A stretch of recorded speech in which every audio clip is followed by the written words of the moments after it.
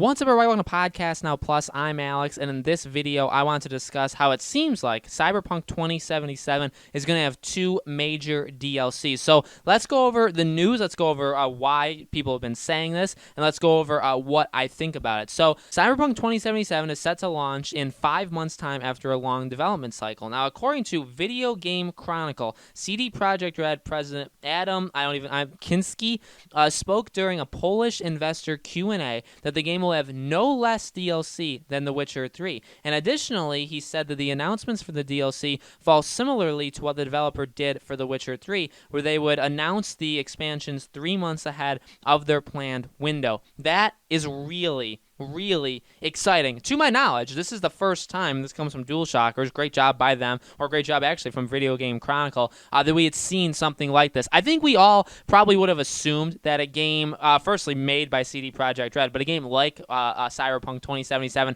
would have additional DLC afterwards, and now it seems like this is very much true. Now, just because he says, they're not going to have no less DLC than The Witcher, doesn't mean content in those DLCs. I feel like that could just mean packs, and I'll explain why. With The Witcher 3, Witcher 3 is, if you guys haven't heard, it's a massive game, okay? It's really big. And they had obviously 2 DLCs. Now, Blood and Wine was big. It added like 20 plus hours to the game, okay? Hearts of Stone didn't add as much, but obviously was a really good DLC that a lot of people loved.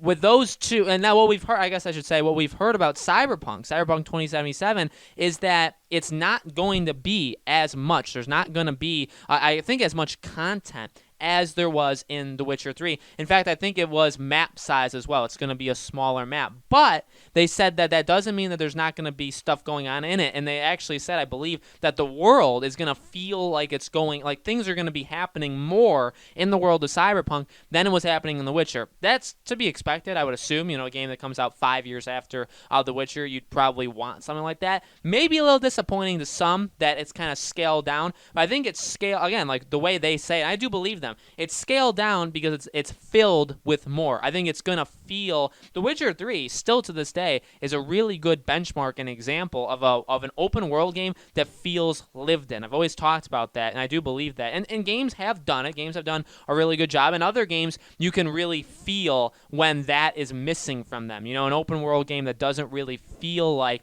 things are going on. I remember even that year that The Witcher 3 came out was also the year Fallout 4 came out. And I had only ever played New Vegas before then, and I really wanted to give Fallout 4 a chance. And one thing, and I get it, Fallout, obviously, there's really not that many people out there in the world, in the world of Fallout, but that game just felt so empty to me.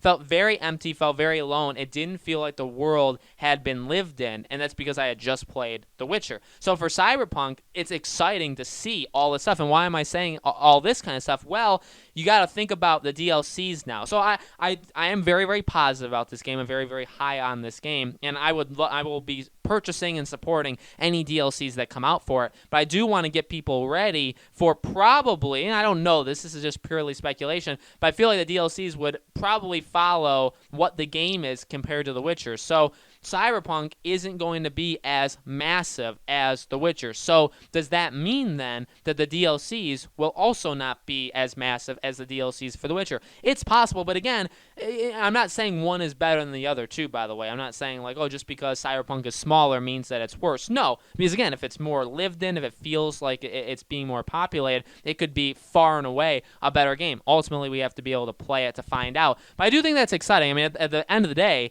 they basically, if this is true, which I have no reason to believe it's not, they've just confirmed, at least, I would imagine, 2 DLCs. Again, I feel like he's talking about the number of DLCs. I don't think he's talking about literally the content like hour for hour, because that's really hard to compare. You can't really compare that between any game, even if they're, maybe if they're sequels, like if you're doing like Bioshock 2 to Bioshock Infinite, you can compare maybe Minerva's Den with Burial at Sea. You could probably draw that. But then something like this, yes, it's the same company, company, but these two games are just so different from each other that I just really don't think you can compare the two to each other. So again, very, very exciting, but I would be interested to see if Cyberpunk overall is a smaller game, let's say. Let's just use that wordage. I wonder if the DLCs would reflect that. But at the end of the day, it's still going to be a massive game. It's going to be a game that I will probably never be able to beat because I struggle to beat big games of any size. So I will, of course, enjoy it, but just really struggle to beat it. And then the DLCs, I'm sure will be amazing. There's really